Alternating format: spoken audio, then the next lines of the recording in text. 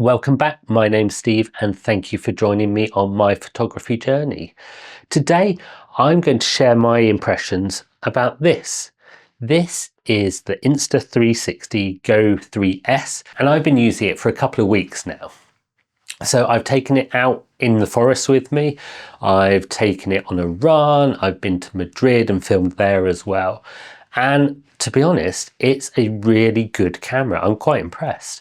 But there are a few things that are kind of minor downsides to it. So in this video, I'm going to go through those things in a little bit more detail, some of the accessories for it as well, and then give you my opinion on it and see kind of how it compares to my Nikon cameras that you're used to me talking about, as well as my phone, which is the iPhone 15 Pro, and then give you an idea of whether I think it's worth spending your money on. So what is the Insta360 GO 3S other than a bit of a mouthful? It's pretty small. It's about the size of your thumb really. That's how big it is. It's a wearable action camera basically, and it records stabilized footage at up to 4K. And it's got a magnetic clip in it, so it can clip onto your shirt, your hat, pretty much anywhere. It's got various adapters as well, and then it's also got this little dock thing with a screen on it, which is called the Action Pod, and that helps to charge it. It has a screen so you can monitor what's going on. So right out of the box, what hit me first was just how easy it is to use. All you have to do is press the button on the front, that's it, and you're recording. So you don't have to fiddle in the menus, you don't have to adjust your exposure, change your lenses or anything like that. You just press go. So as a photographer and videographer, I really appreciate things that are nice and simple, because if there's something that you want to capture immediately, then you can do. You don't have to think about your gear, you don't have to think about getting everything right immediately. So how does this fit into my workflow? And I'll be honest, it is not going to be replacing my Nikon camera, certainly not the Z6 III, which I've just bought. But for kind of serious photography, videography, I'm not going to replace those at all. But that's also not what it's trying to do. What this actually does is it complements my bigger kit. It gives me that kind of fast, pretty portable way to grab some B-roll, record some vlog style clips, give you some behind the scenes shots and things like that without having to do a full big setup of everything. So compared to my iPhone, the Go is a lot less intrusive. It's light. I can wear it on just this little clip and people kind of barely notice it, which makes it really good for recording some kind of more candid moments really. When I was walking through the woods with it on my last video, I just attached it to my shirt with the magnetic necklace thing that you get with it, and it was recording nice and smooth.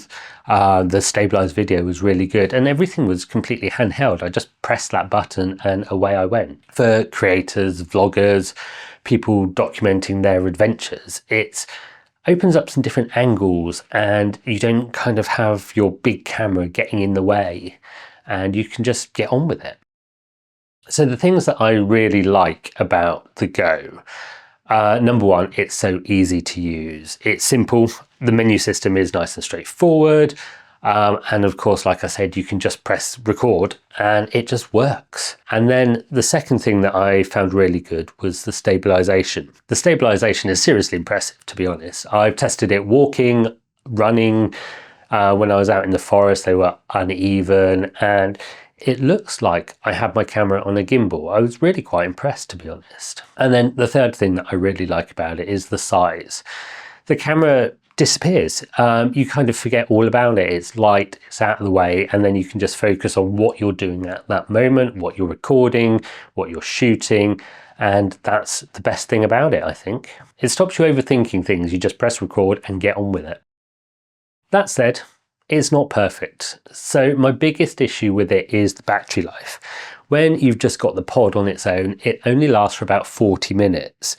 Whereas when you've got it in the actual Action Pod, it lasts for a significant amount of time.